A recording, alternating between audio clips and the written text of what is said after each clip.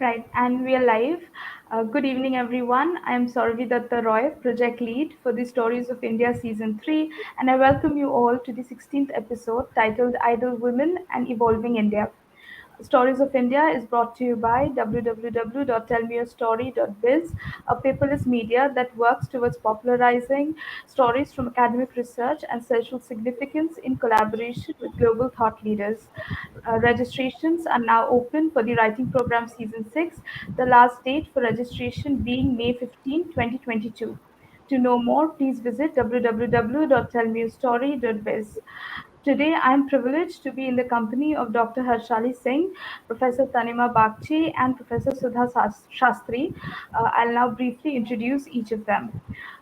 Dr. Singh is a member judge of the District Consumer Dispute Redressal Commission, also an author, a poet, an academician, a teacher trainer, an occupational therapist, an avid reader, and a passionate painter. She has written in several literary genres ranging from poetry to fiction, columns to essays. She is the contributing author in several anthologies. Her short stories are featured in several e-magazines. She has won the prestigious Write India Season 2, a short story contest organized by the Times of India Group. She has also chaired discussions with eminent personalities in their chosen fields of world peace, meditation, infertility, and social causes, and stalwarts in the field of writing. We welcome you, ma'am. Thank you. Thank you so much for having me. It's always a pleasure. Professor Bagchi is a faculty in the area of communication at IIM Indore. She primarily works at the intersection of language, culture, and cognition. She has a keen interest in understanding the universal and culture specific aspects of the knowledge and about language use. She is also always interested in investigating the intricate relationship between gender and language use at both public and private spaces. We welcome you, ma'am. Thank you, sir. Thank you for the Professor Shastri is a professor of English at the Department of HSS, IIT Bombay. Her teaching and research interests lie in narratology, Indian literature, film, and Shakespeare studies. She has published two books and several academic papers in national and international journals, presented papers in conferences at home and abroad. She is a two-time recipient at IIT Bombay's Excellence in Teaching Award. She is also a trained Khaili singer and Odissi dancer. We welcome you, ma'am. Thank you so much. Thanks. Um, Moving on, I think my first question is to all of you. What do you think makes a woman ideal according to you?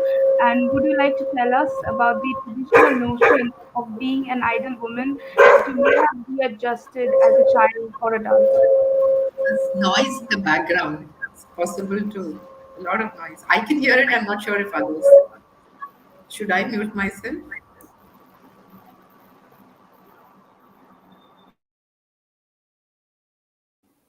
Uh, I'm not sure where the noise is coming from. It's not from my end, so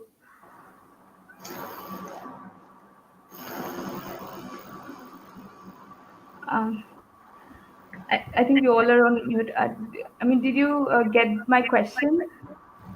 Yes. yes, yes. So, Dr. Singh, would you like to take it over first?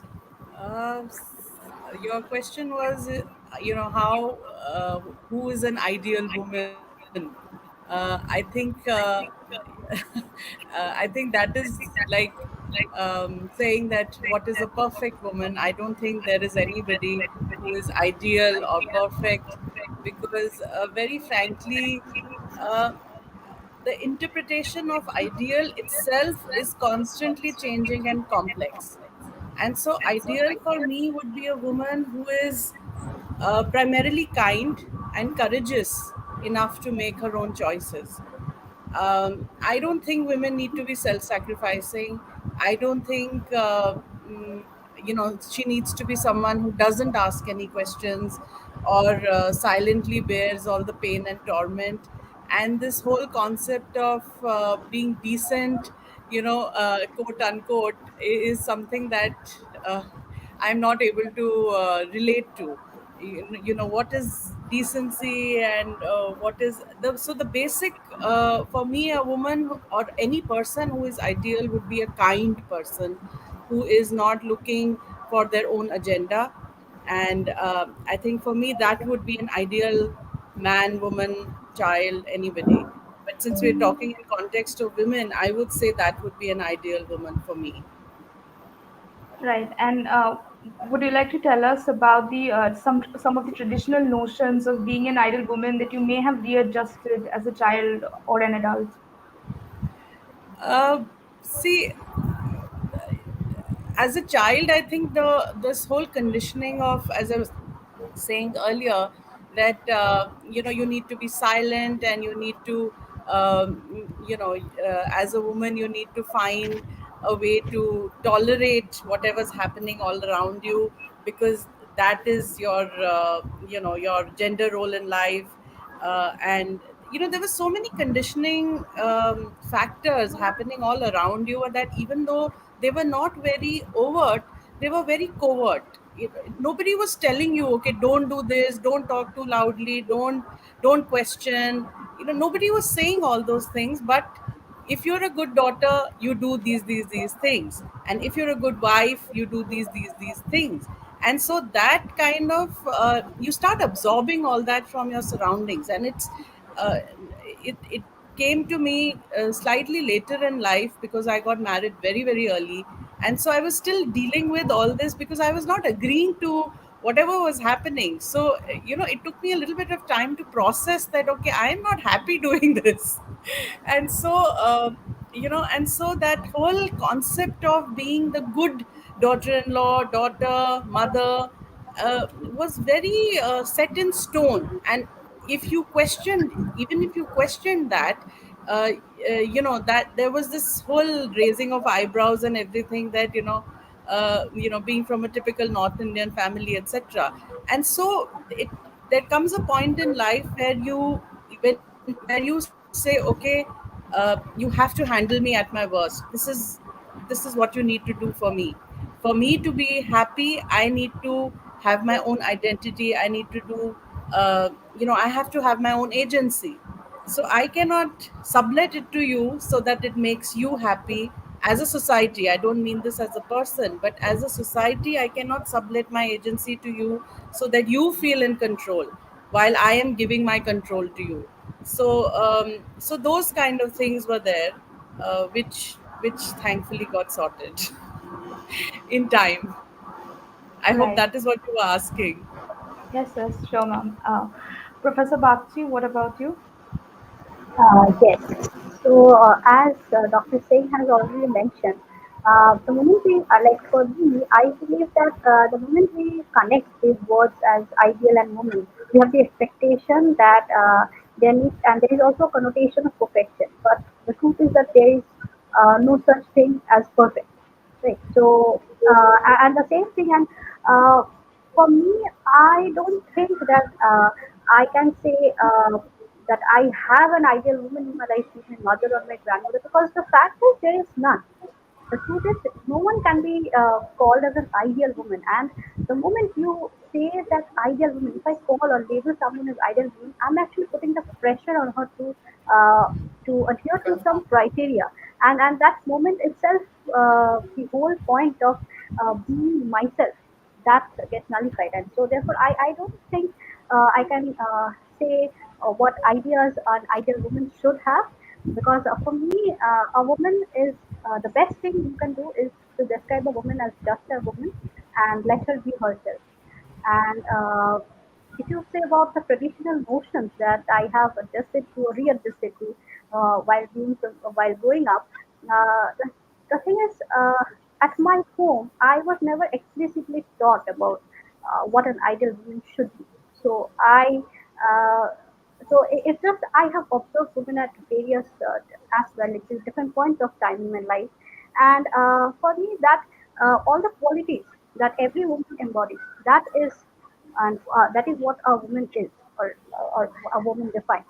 So as such, therefore, I this notion of being ideal and a woman.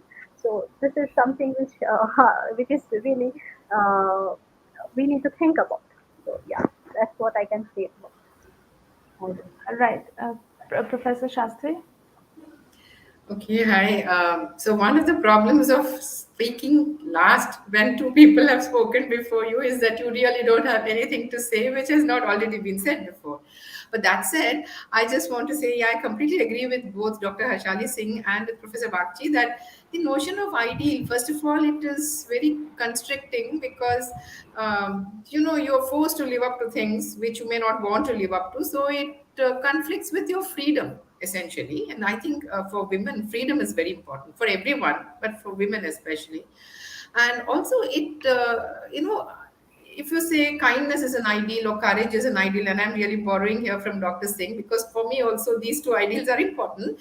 But that would be the case even with a man, right? I mean, a man has to be kind, a man has to be courageous, a man has to be compassionate, a man has to have integrity. So I think the ideal is, if you ask me who is your ideal woman, then I would say that there are several women who have a little bit of the various ideals that I think make up an ideal woman.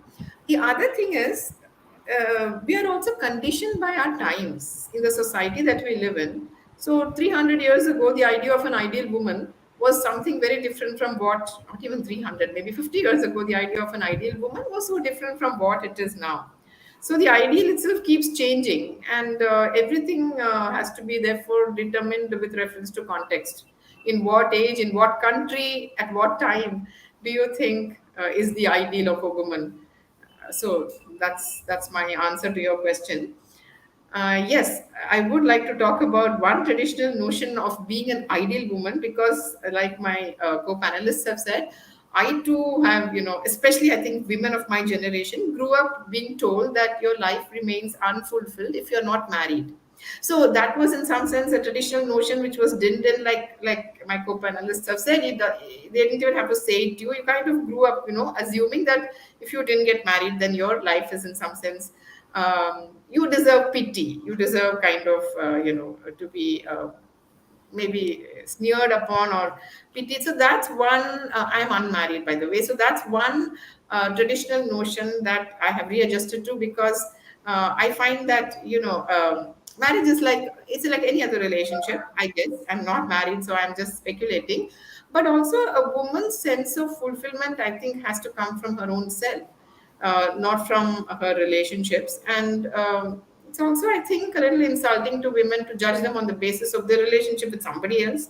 What I am is what counts. So, this is one very deeply embedded traditional notion, at least at the time that I grew up in, that I readjusted to. And it took me a long time to readjust to it because when my friends were getting married and I wasn't, there was a lot of sympathy, there was a lot of anxiety from my end, sympathy from their end, and it took a lot of processing in my head to come to terms with this. That's a really personal answer I've given your question, but that's the truth. That this is one traditional notion that I've had to readjust to.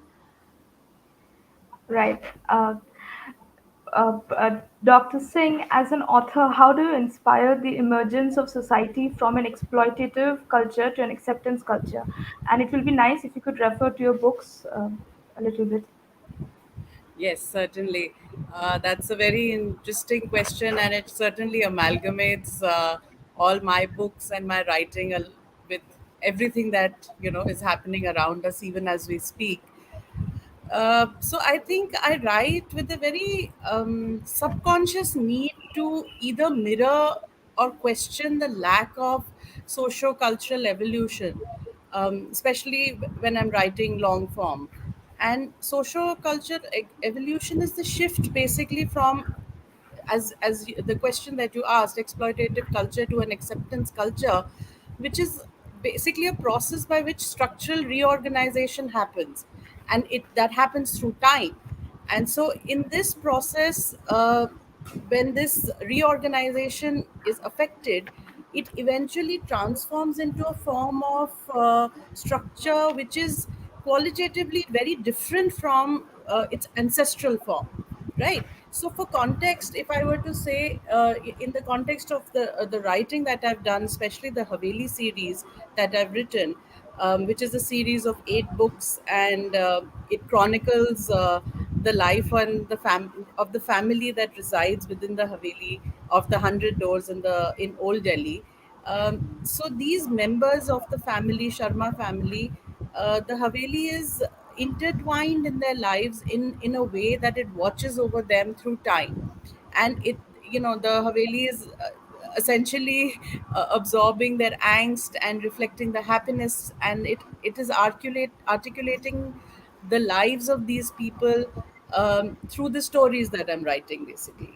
And my attempt is to portray with realism relationships within a family, and essentially dealing with urban adult subtleties of relationships, depicting the world that I inhabit, and all the issues that are part and parcel of living in a society. So in the first book, which is called A Window to Her Dreams, there is a young divorcee. So I am talking about first marriage, where that involves domestic violence and marital rape. Um, it and so when I create these women, inevitably I can't help creating women who depict the people that, or the women that I deal with on an everyday basis. So Aruna, who's the protagonist of the first book, is like this, this perfect, as I was using that word initially when you asked me, the ideal woman or the ideal fragile tulip. And I wanted to create her to show that her evolution from this fragile person into a woman who rises from the ashes. She marries again to escape a judgmental society. And the reason why she wants to do this is to escape a tag of being a divorcee, knowing fully well that she was emotionally and mentally not yet ready to take on a new relationship. So she's prioritizing her family and relationship. She's learned to defer to a man in her life for decision making. As I was talking, that is the conditioning that is given to us as young girls, and she's very happy to take on the traditional roles at home. Which are told that, if you're a good a woman or a caregiver, then these are your roles and this is what you need to do. So she has her friends, but she prefer going out with her family, like a lot of our mothers and even we do. She prefers to support her man, and rather than maximize on her own potential, that is her aim in life. So, all the characteristics of a good woman of our society. But after her marriage breaks down, despite doing what she assumed was expected of her, which is keeping silent and bearing the torture and the pain that a lot of women bear, she's pushed into a corner. And it is only then that she realizes that, and actually, she's constrained to find her strength. So she was so used to living as a victim that breaking down those shackles didn't strike her initially. And she every time I was writing, I was thinking of this huge massive elephants that are tied with a thin pole and with a string, and they don't break away because they assume that they can't. So this is what I mean when I say conditioning. uh, but knowing that you can handle and finding a way to cope with the strength, in my view, makes Aruna, uh, you know, find the best solution to her situation. And so, women should not see abuse as their own failure, which was what happened to Aruna. Uh, but with grit and determination, support of her family, she sets about to learn the conditioned responses and finally finds her strength to stand up for herself. So that was how I created this evolution, or I wanted to create this. I didn't sit down thinking that this is what I'm going to do. This is what I want to say in my protagonist. It's just that I think essentially all women have this inherent strength, and it takes time, and it takes for time for them to ripen to even uh, be mindful of that strength. So when I wrote my second character, the second book, Bhavya, um, it is her spirit that shines through in Anatomy of Choice. And so she's completely opposite from the first daughter, and she's at once bold and confused and smart and moody, vulnerable and independent. But she has insecurities like any other real person, and that makes her act out impulsively. And so, troubled souls like the male protagonists that are there are several in the book are drawn to her because they feel that they can bask in her sunshine and find healing. So she may take her family for granted sometimes, but will understand each of them better than anyone else. When I was writing Bhavya, I could see a fiery rose. She's enigmatic and strong and young, and she may be confused and vulnerable and flawed, but she's equally charming and determined and capable. It was her acute self awareness at every juncture in her life that makes her the kind of person you would want on your side. And so writing Bhavya was a pleasure, and her journey to find herself and her inner strength is because she takes a decision that a lot of young women or young people are taking, and then she doesn't know how to deal with the consequences. She gets into a threesome, she's in a live-in relationship. There is so much exposure of these kind of decisions taken in other global societies, but our women born and brought up in our culture ready to face the consequences of such decisions. That was what I wanted to explore in the second book. And uh, so that was my reason. And so, as I said, I wasn't doing this very consciously, that I wanted to write about this evolution of their uh, of their personalities. It was just that um, I think we kind of draw upon our own experiences and things that are happening around us. Inevitably, those tend to seep into our writing, and that's what we write about. We write about strong women who have overt and covert strength, and that is reflected in the choices that they make. Right. My next question is for Professor Bagchi. Though I'm tempted to get an insight about on that question from both Dr. Singh and Professor Shastri as well. So in India, when we often compare women to a goddess, it's generally Lakshmi, beautiful, serene, bringing fortune to one's family. But when a woman is compared to Kali, perhaps it has several negative connotations. Aggressive women are still a social taboo, and nice women are expected to be giving. Would you like to share your take on the matter? Right. Uh, See, when we talk about Kali, uh, the main thing is the reason that we have negative connotation with Kali is because that Kali embodies defiance, and defiance in all forms, physical features, emotions, attire, choices, everything that we can think of. So, and the fact is that no one likes a defiant woman because that threatens the authority of the dominant group. Right. So, but we also need to understand one thing that uh, when we think of Lakshmi and Kali, uh, these are not two different women, but two different sides of the same woman. And it is perfectly natural for her to display the side she wants to. And the power rests only with her, not with anyone else. Right? So, therefore, I can give an example maybe from one of my favorite movies, that's Siku, the protagonist. And I think a woman can be a Lakshmi and a Kali at the same time. If you take the example of Siku, she can defy not to marry, and by that she becomes a Kali.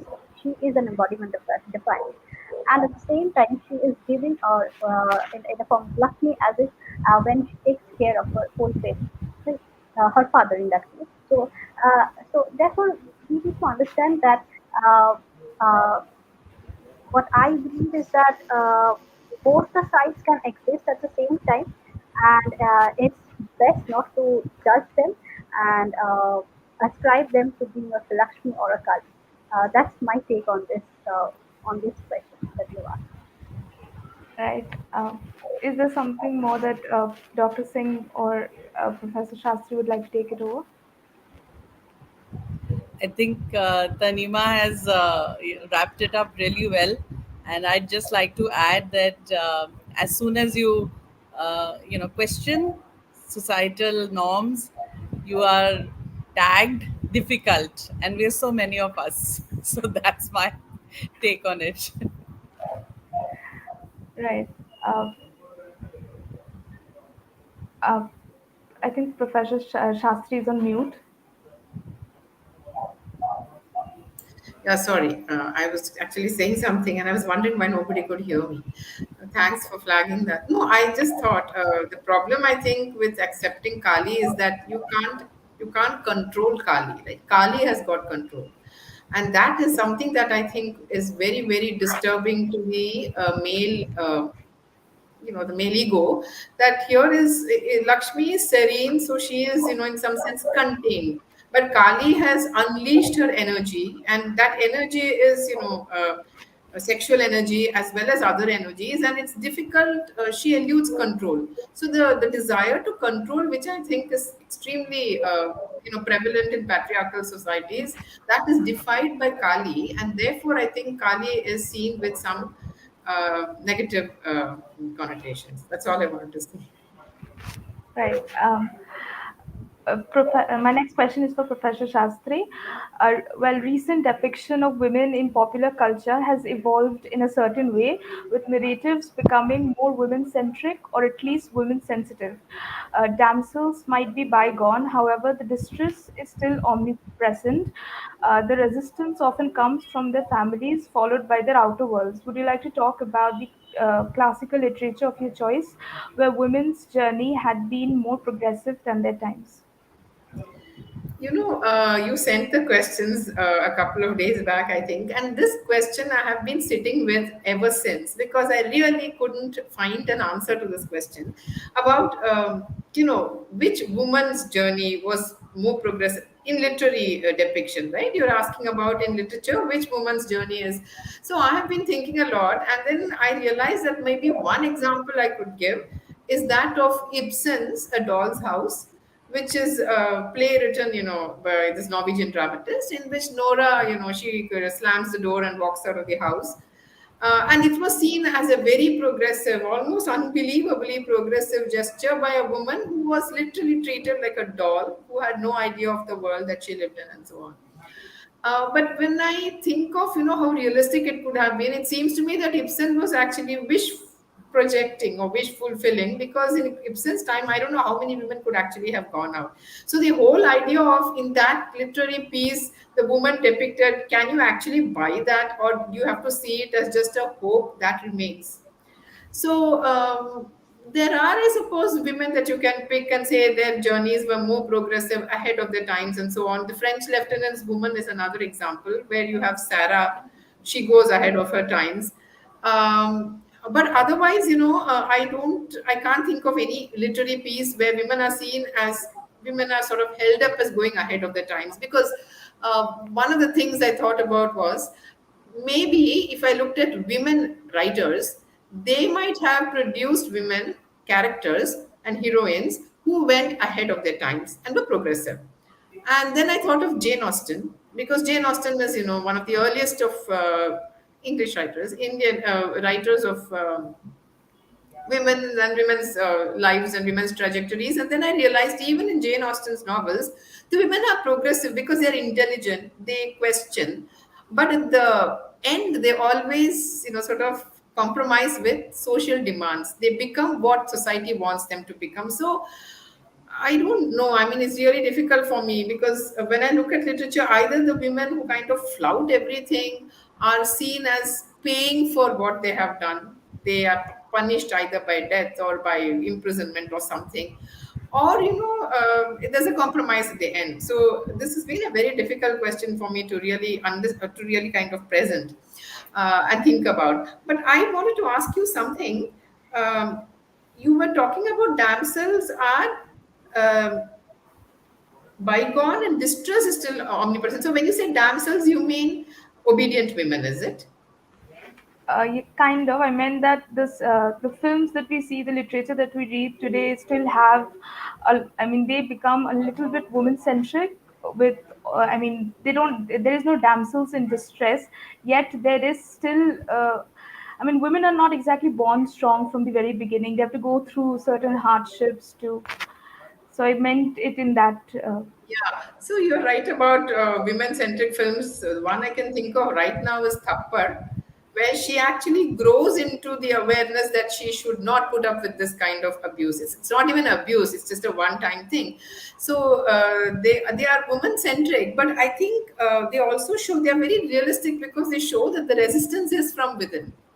That was an interesting point that you had mentioned, that when you are trying to find your own feet as a woman, uh, there is not there is not much support, and the resistance is from your own circle, because you're advised not to do things. I'll give you a small example. So supposing you're working in a, it isn't true anymore, but when I started working, supposing there was some kind of harassment, you would be told not to talk about it. Even in your family, if there was some kind of, somebody has tried to misbehave with you in your circle of friends or circle of family, the idea was not to talk about it, because you would be in some sense vilified. People would talk about you. This is the way in which resistance works from inside, because people think that they can tell you what is good for you, and what is good for you is usually to shut up, right? So every time a woman decides to resist what is expected of her, I think she grows, and she also becomes stronger, and she also realizes that she doesn't have to listen to what other people tell her. This, I think, idea is emerging in films now. Women centric films are now presenting this idea that a woman has to find her own journey, and it's okay if other people are not supporting her. They are not going to support her. Many people may take time to support her, because our journeys are all different, right? So it's difficult to understand another person's journey, and typically we tend to say, do what everybody does. Try to be conservative. Don't flout what is required of you, because then you are in some sense becoming very visible. It's not good for women to be either vocal or visible, especially not vocal. I don't know, Sourabhi, if I've answered your question, but I was just basically thinking it out, and thinking it out aloud. Right. Professor Singh, as a professional, how do you think inclusion and diversity at workplace enable a rich environment, especially during the times when everything is so number driven?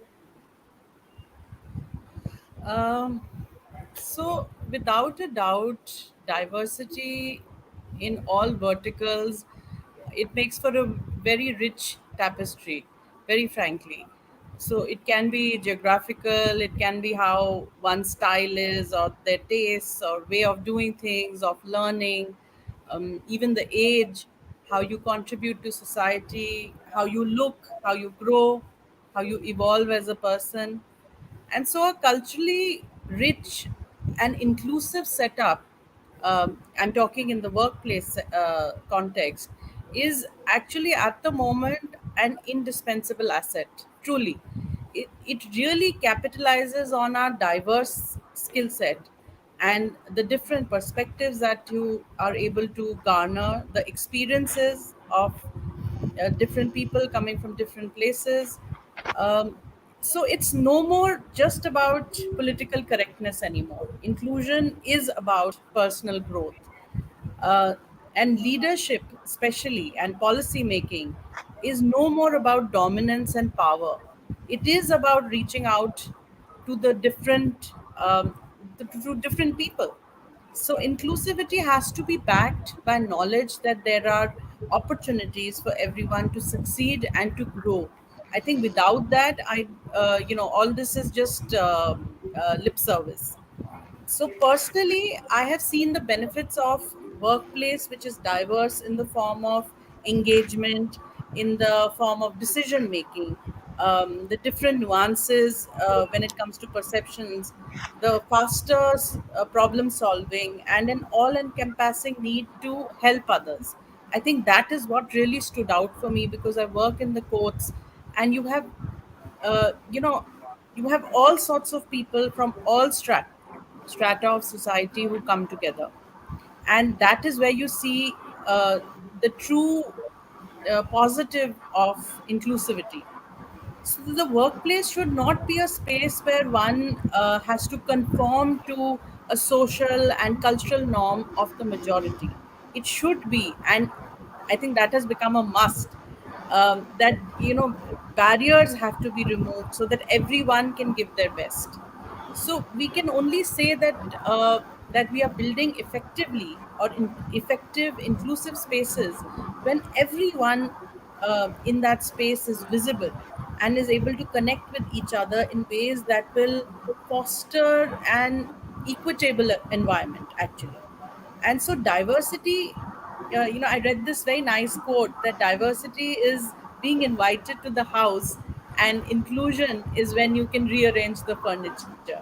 So I think that was really that, it kind of captioned it for me, the question that you asked, that when you are diversity is when you are invited to a party, but when you're asked to dance you're being inclusive.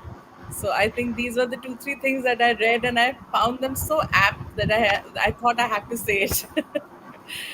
Yeah. Right. Uh, Professor Bagchi, while talking about gender equality, we often use so many, heavy-headed terms. First, feminism. Then, to counter it, we use pseudo-feminism, and finally, the dreaded male bashing. Do you think that complicates and often defeats the passing down of the simple message of love and equality for all? Right.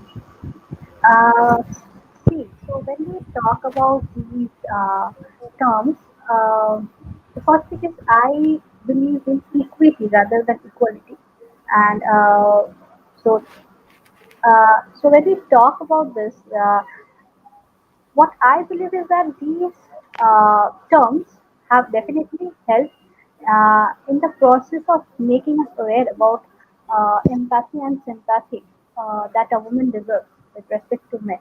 And this is slowly gaining attention in terms of that as we come to know, as we acknowledge existence of different other genders, we come to terms with the fact that this is something that should be there for every other gender, not only for women, but for every other gender. So I think this is the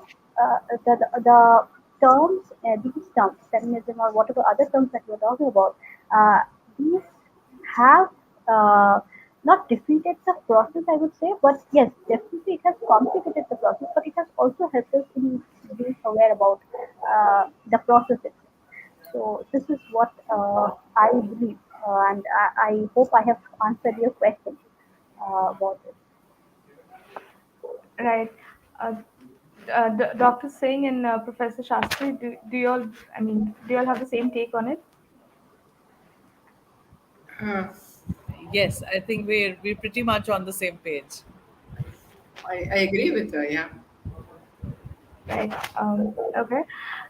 Uh, uh, to Professor Shastri, from terms like superwomen that expected over perfection, we have reached the stage of women-friendly policies at workplace.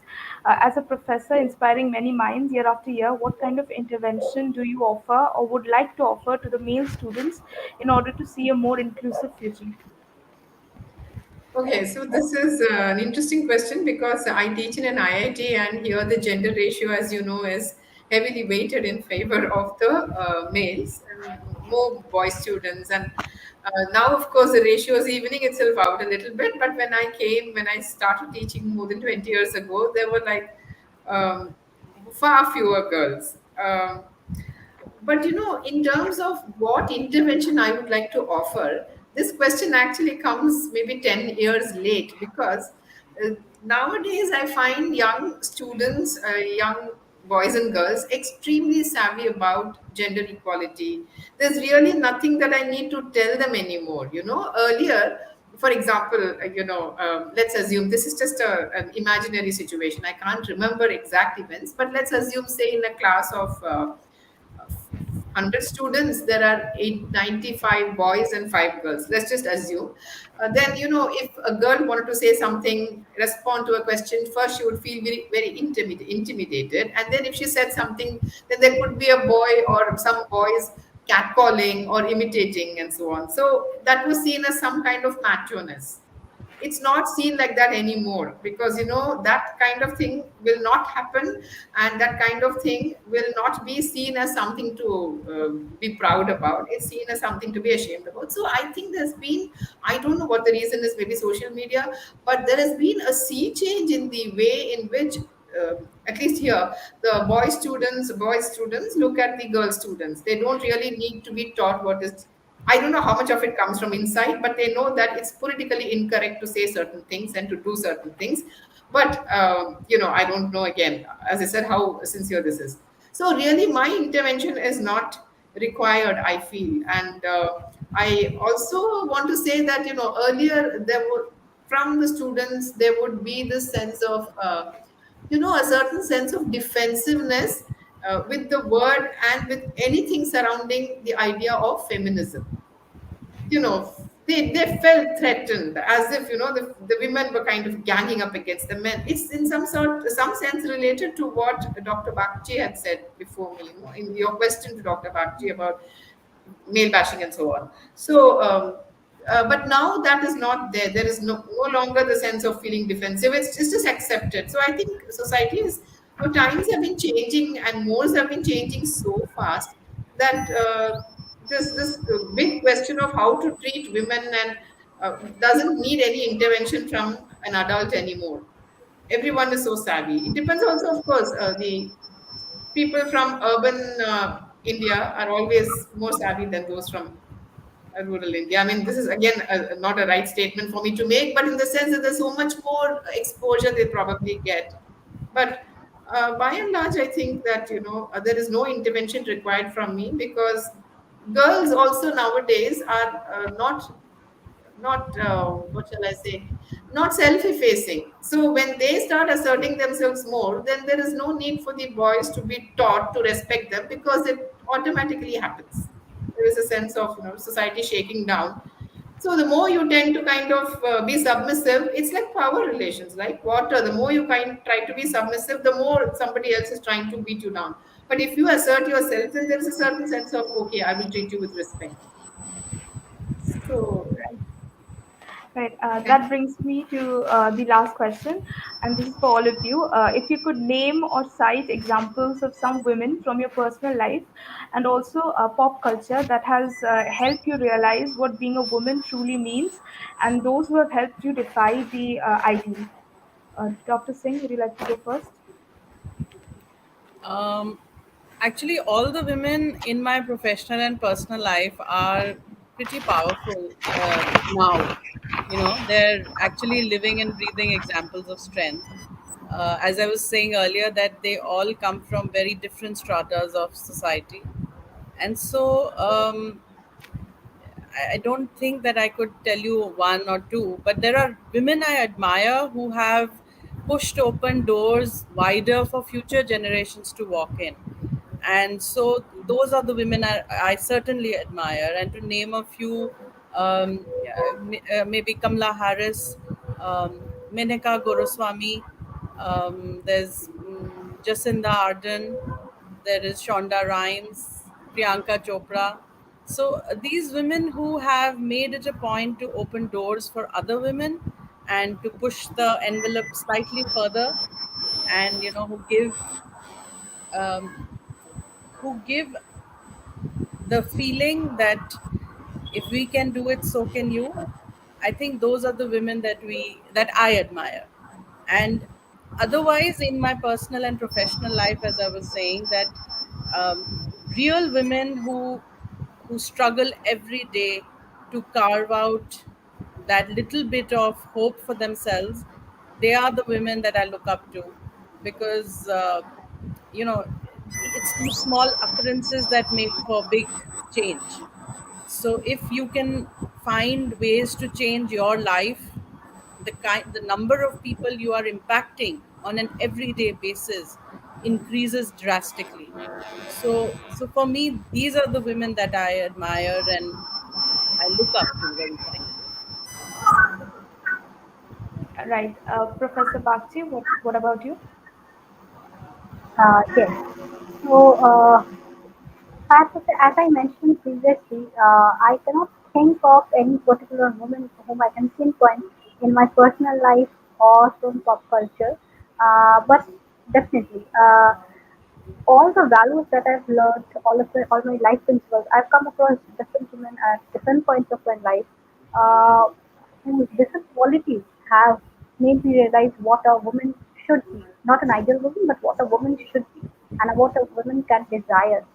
So so that's my take on this. And to conclude, I would say that I believe that woman is an embodiment of Shakti, and yet at the same time, she is a human being. So I think this is something which we all need to remember when we talk about it. Yeah. Right. Professor Shastri? Ma'am, you're on mute again. Sorry, sorry. I heard some background noise, so I muted myself. I'm very sorry. So I'm going to kind of repeat what Dr. Singh particularly said, that I can't think of any one woman, first of all, who's inspired me. And yeah, there are these figures who are inspirational in some sense. You know, large figures, pop culture figures, celebrities. You look at them and then you feel impressed and you feel inspired. You want to imitate them. But when I look at people, women, so most of us are very privileged women. We are educated, we are empowered, we are articulate, but the majority of women in our country are not in the kind of empowered status that we are in. I think those are the women really who are the women I learn from, because I see that in spite of so much going wrong in their personal lives, in their professional lives, they find they find the strength to continue to fight. They don't complain. There is no bitterness. And yes, their achievements are probably not very great, in the sense that they probably just about earn money to send maybe a son to school or a daughter to college. But the way in which their grit sort of presents itself, the way in which they take the day after day after day daily grind without complaining, and with a certain sense of resilience, that I think is what is admirable and what I would see as a model. Because to start off with something like, we, most of us, we have this kind of, we know that we're going to become something, we have the ability to become something, so that is itself an incentive. But what about people who know that their lives are going to be not going to make great leaps anywhere, but that they just to kind of stay in the same place, they have to resort to drudgery, hard work, and still they do it. They don't complain. They are positive. They look for the good in everything. That is what I think is really inspirational to me. So that's Right, my right. answer. That was wonderful. Thank you so much, Dr. Singh, Professor Bagchi, and Professor Shastri, for today's insightful conversation and for your time this evening. I truly enjoyed moderating the session. With this, we come to an end of the 16th episode titled Idle Women and Evolving India under Stories of India, brought to you by www.tellmeyourstory.biz. Just a reminder, registrations are now open for the Writing Program Season 6, the last date for registration being 15 May 2022. Until we meet next time, stay well, stay safe, stay happy. Good night. Thank you Thank very much. you. Okay. Thank Thank